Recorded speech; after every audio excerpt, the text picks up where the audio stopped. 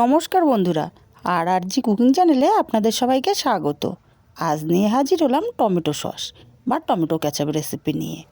এটা কিন্তু কোনো কেমিক্যাল বা কালার ছাড়াই তৈরি হবে। আমি এখানে 1 কেজি টমেটো খুব ভালো করে ধুয়ে নিয়েছি। আর টমেটোগুলো এরকম ছোট ছোট করে আমি কেটে নেব।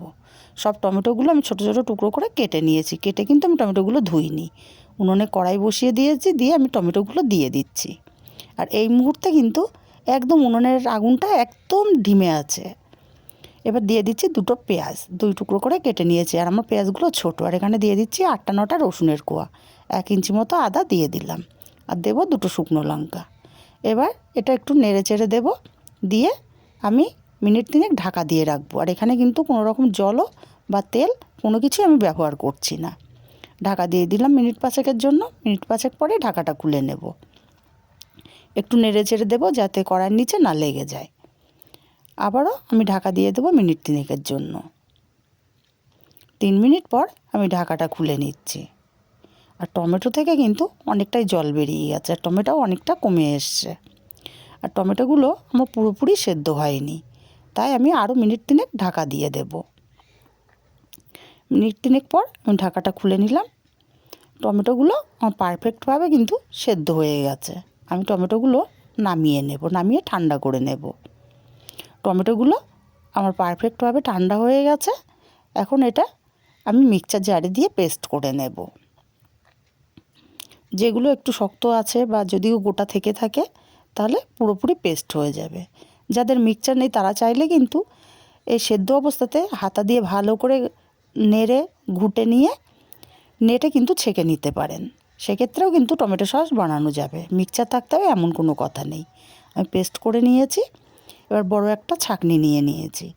এবার এটা চেলে নিতে হবে যাতে দানা আর যে খোসাগুলো আছে টমেটোর সেগুলো পুরোপুরি আলাদা হয়ে যায়। এটা অবশ্যই ছেঁকে নিতে হবে। আমি দ্বিতীয়টাও দিয়ে দিলাম, দিয়ে এটাও আমি ছেঁকে নেব। খোসা আর বীজগুলো পুরোপুরিভাবে আমি আলাদা করে নেব।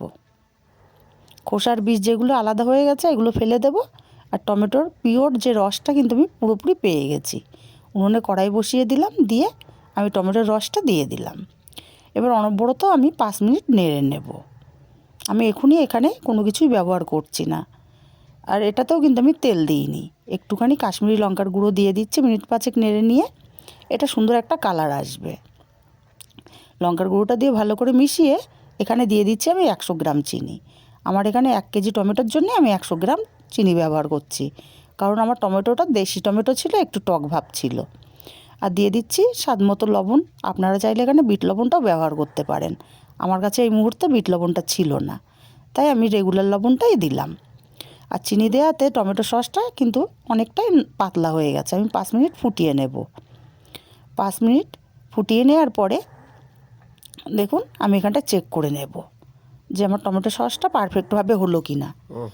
টমেটো সসটা দেখুন অনেকটাই গড়িয়ে আসছে, জল কেটে আসছে, মানে আমার টমেটো সসটা এখনও পারফেক্টভাবে হয়নি। আমি আরও 2 মিনিট এটা ফুটিয়ে নেব।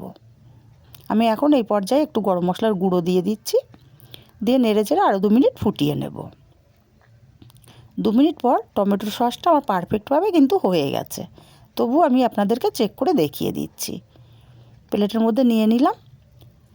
এবার এইভাবে কাত করে ধরতে হবে। দেখুন আগের মতো কিন্তু গড়িয়ে পড়ছে না বা জলও কাটছে না।